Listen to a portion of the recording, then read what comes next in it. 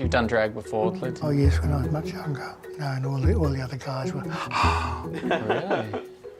Yeah, not like today. You can throw a rock and you've hit a drag queen these days.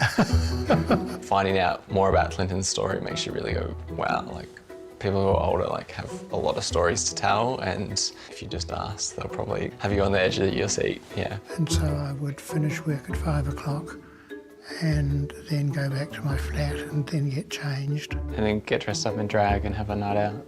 Yeah, yeah. God, I just go home and make dinner.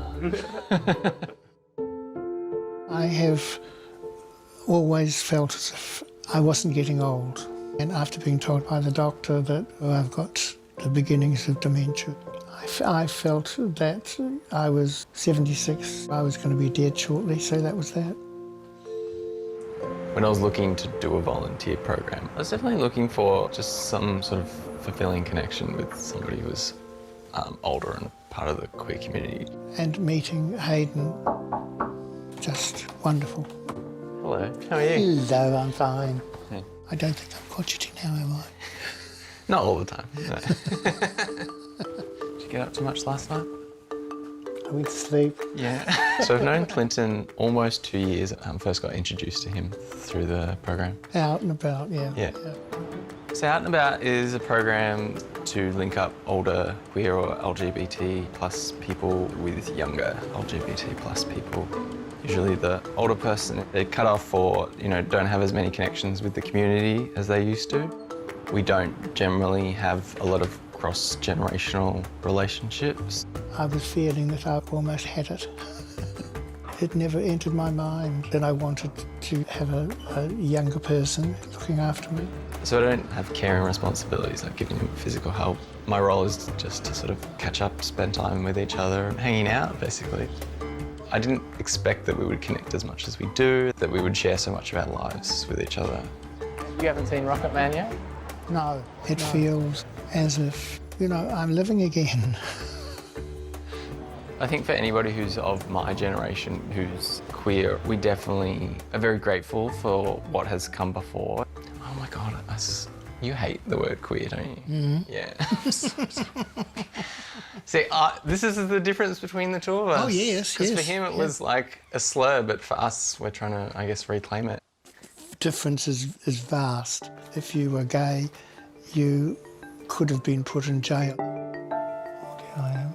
Oh yeah, that's you there. Yeah. He grew up in a minister's family. He married young and they adopted kids. But it was very difficult for me with a 9-year-old son to carry on as a nice Christian boy to be gay. It ended up, all right then, we needn't be divorced. We can still be married, but just not live together. Clynton's still married to his wife and they're very close. They recently had their 50th wedding anniversary, which I think is amazing for any couple, let alone one where one's gay. Almost like people don't live the kind of life anymore that Clynton has lived. He also went over and was a butler in England with royalty and members of Parliament. I can't go into the detail for the simple reason that I signed the Official Secrets Act and I can't tell stories or anything like that until they're dead. And the Queen is still alive. When Lizzie dies, I might be able to talk a little more. So one of the highlights of us catching up has definitely been the coming back out ball. What we'll do first is a bit of colour correction. So you excited for the ball, Clynton? Yes, dear. Yeah.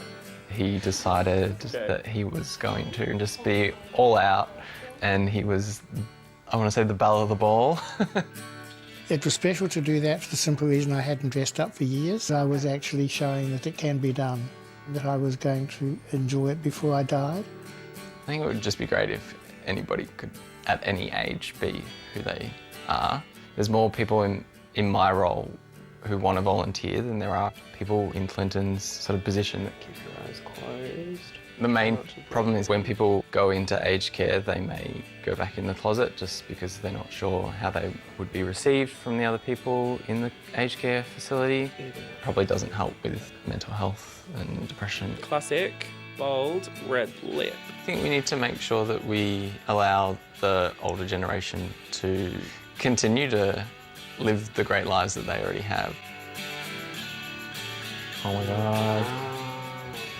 You look Beautiful. so good. How do you feel?